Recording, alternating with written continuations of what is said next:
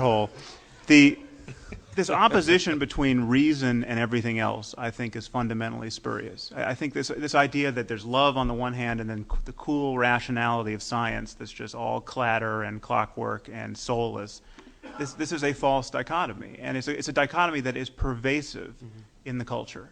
You can't I can't tell you how many times I get on the radio and someone says, "Scientifically prove to me that you love your wife."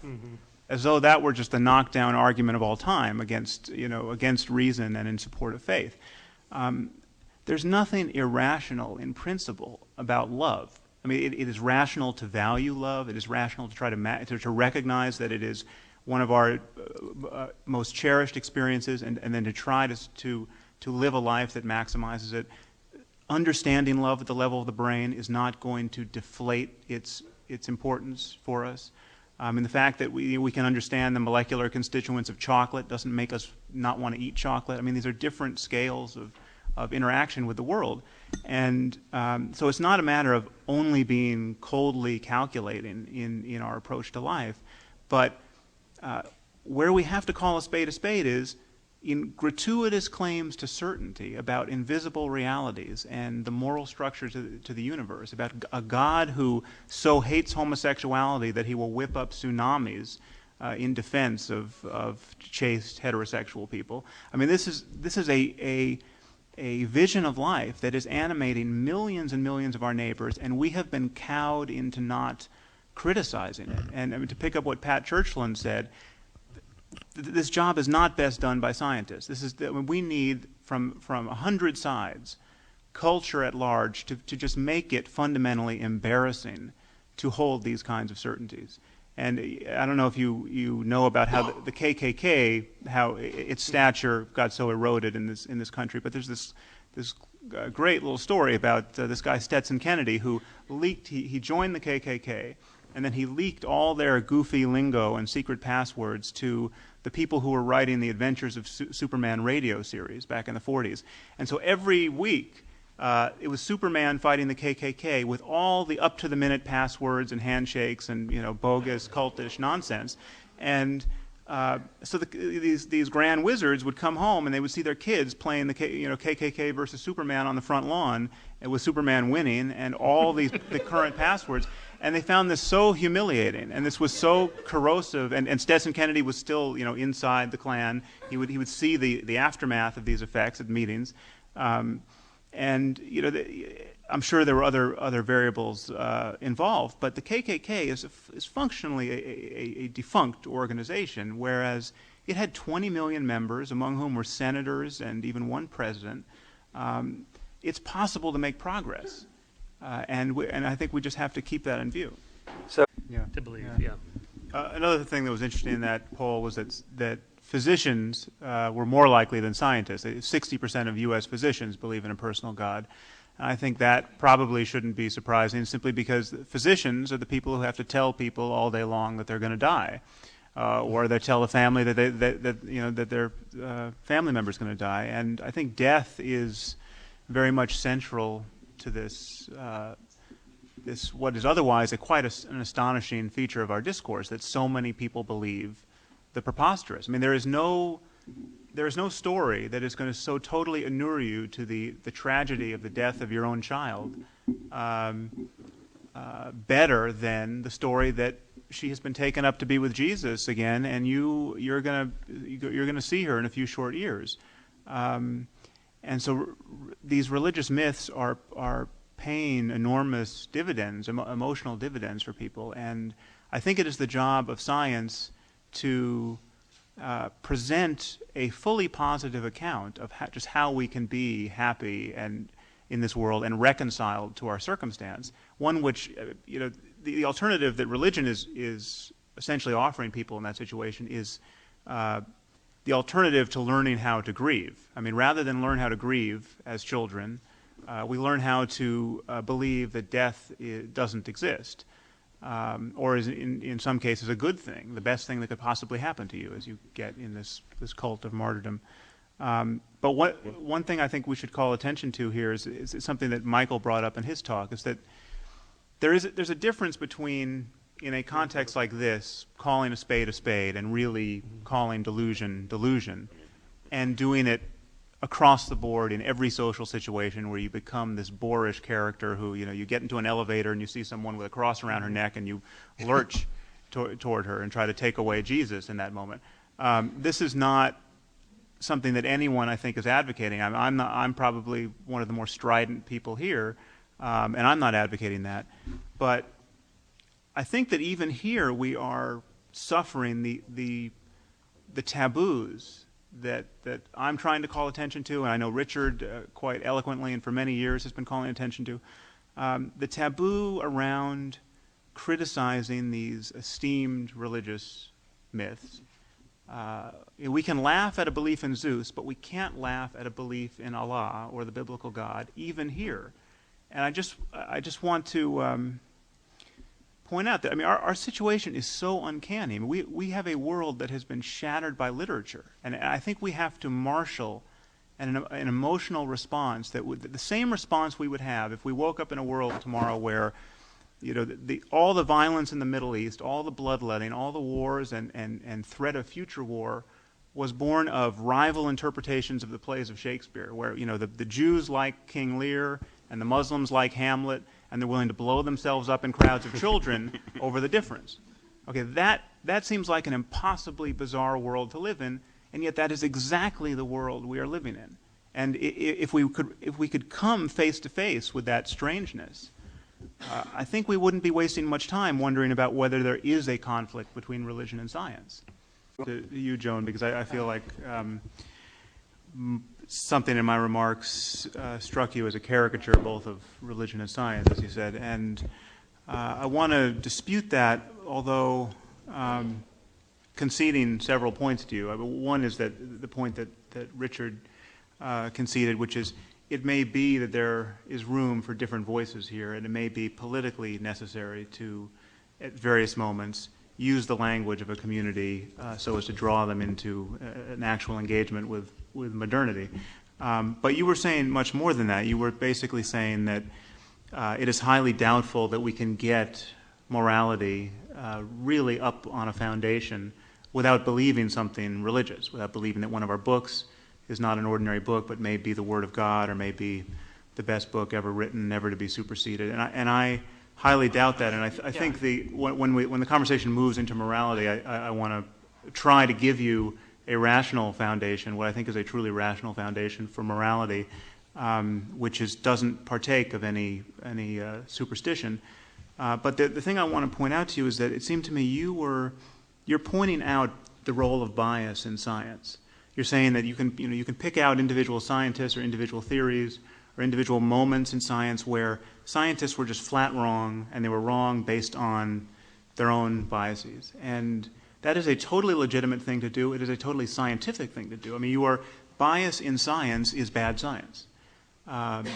Bias in religion is faith, it's doctrine, it's redeeming, it's holy. You don't have the same corrective mechanism in religion.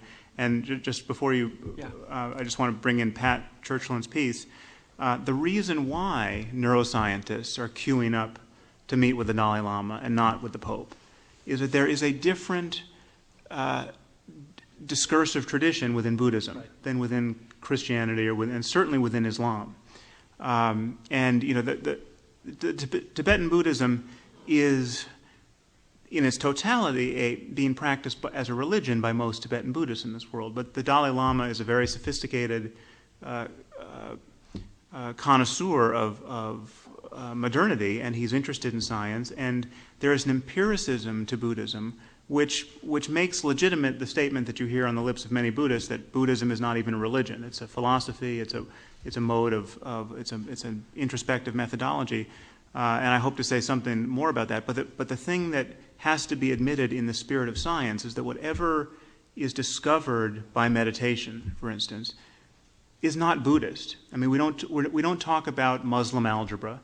We don't talk about Christian physics, and there are good reasons why we don't, because those are real areas of discourse, and they got lifted out of the cultural contingencies where they were discovered. And we will not talk about Buddhist meditation ultimately. And the Dalai Lama is unique among religious figures in that he will admit that. I know troubles Richard about this is that religious people tend not to be honest about where those changes are coming from. They're coming from, to my mind, the hammer blows of modernity that make certain religious doctrines untenable. So, for instance, now the Pope is rethinking the doctrine about contraception. You know, maybe a married couple, within the context of a marriage, if one is HIV positive, maybe it's okay to use a condom. Let's say he gives ground on that. Yeah. That will not be a sign of the vibrancy of Christian dialogue getting to the truth of the matter. That will be a sign of a given religious dogma becoming untenable in the face of its practical consequences and in the face of the fact that there's no good reason to have it there in the first place. And so what Pat is referencing about the Dalai Lama is quite a bit more seditious than that. I mean, the Dalai Lama has said, if science proves any principle of Buddhism to be incorrect, science wins. Now that is a much more radical statement coming from the head of a church. And what I heard Richard saying, which I fully agree with, is if these are all just books, you know, we have a choice between having a 21st century dialogue about ethics and the nature of reality, or we can fixate ourselves in the first century if we're going to hold to the New Testament, or the 7th century if we're going to hold to the Quran. And if there's something good in the Bible that is really standing the test of time, which I think there is. I mean, it's not much of it, I don't think, but the Golden Rule, for instance, I think is one of the most beautiful distillations of our ethical impulses. We can use the Golden Rule in the 21st century without believing anything preposterous. And we can see the wisdom of it, and then we can jettison all the rest that we effectively jettison anyway, because nobody's reading Leviticus now and saying we should be killing people for working. Something appetitive. I'll try. I just thought I should briefly respond to your comment, Scott, which I found to be remarkably eloquent and really amazingly censorious in this context. I mean, it was delivered as though with the eye of omniscience. There's no one in this room who understands religion. No one is evincing the intellectual or moral character necessary to really launch the criticism that many of us are attempting. And I take issue with that, and I can certainly respond to your challenge that I am, for instance, delivering a caricature of Islam. But what I want to point out to you is that how I would not be tempted to respond. I would not be even remotely tempted to say that you should respect my beliefs about Islam, or about terrorism, or about jihadis, or about the demographics of morality in this world. That is a move that is not open to me, and it is perfectly obvious to me that the burden is not upon you to respect my beliefs. You and I disagree, and I will give you reasons for believing what I do, and you will evaluate those reasons. But we've heard from you, and we've heard, quite explicitly from other people in this room, these disgruntled sounds about how what I view as to be over broken taboos here, that we're not respecting people's beliefs. There's arrogance here. This is not sufficiently respectful of the very heartfelt beliefs of religious people. That is a double standard that we're paying a terrible price for. I would just invite you to reflect. When was the last time anyone in this room was admonished to respect another person's beliefs about physics, or about biology, or about medicine? We don't respect beliefs, we evaluate reasons. And perhaps now is not the moment for it, but I can assure you that I've read the Quran many times. I find it to be a document, and the larger commentarial literature, the hadith around the Quran, I find this to be a literature that makes ready sense of suicidal terrorism. I would never say that the only possible cause of suicidal terrorism is Islam or is religion. I mean, there are other examples of suicidal terrorists who are running different software on their brains, but Islam is a remarkably good piece of software to be running if you want to justify, if you want to get a cult of martyrdom and you want to justify this kind of violence. And we see this every day, and we can talk about who the 19 hijackers were and how much economics or their own backstory of oppression played in their behavior. I would say none at all, and I would say the evidence is on my side. And I've looked at your own studies, and I know the kinds of interviews you do with jihadis, and We can talk about that data, but the larger critique here of religion is that religion is functioning by a double standard. The double standard is you should be respecting people's certainties when they are totally uncoupled to evidence, when they are actually vacuous in the way that you just described, although I take issue with that. I think the claim that Muhammad heard the perfect word of the creator of the universe in his cave from the Archangel Gabriel, and now the Quran is not a vacuous statement. And it's a statement that's literally believed and constrains the thinking of Muslims. So anyway, I mean, you're a nice guy, I'm a nice guy, we can talk about this. But the problem of religion is that it really does stop conversation in many other contexts. That will be the last thing, then we go to lunch, yeah, because we actually have no... Yeah, I guess I just have a few piecemeal things to say. The first is I'm not discounting the role of kinship and other variables in the social cohesion and social pressures that get people to do terrifically unwise things. And the problem for me is not, I'm not worried about the bad people in the world. I'm not worried about the sociopaths who have frontal lobe anomalies and can't feel empathy for others and therefore, kill and eat people. There be people like Jeffrey Dahmer in the world, and belief is not necessarily what is so operative. What scares me the most about certain kinds of divisive dogmatisms, and I think religion being the preeminent flavor of that, and at this moment in its history, Islam being the most exquisitely pungent of those flavors, is that it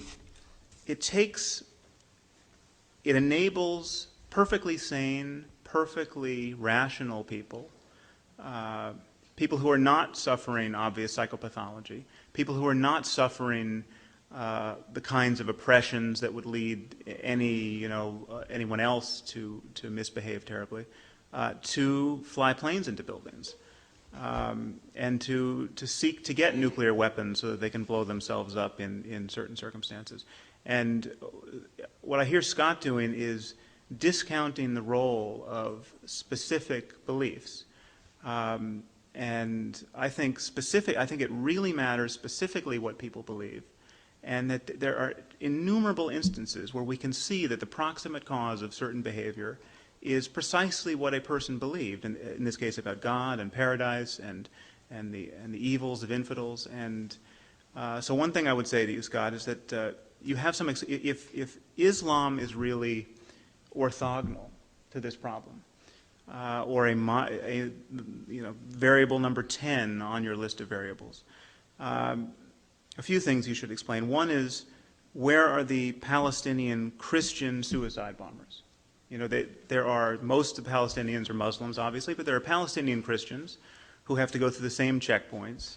They suffer the same humiliations by Israelis. I mean, it seems to me this is practically a science experiment. We have the same people speaking the same language, living in the same deplorable conditions.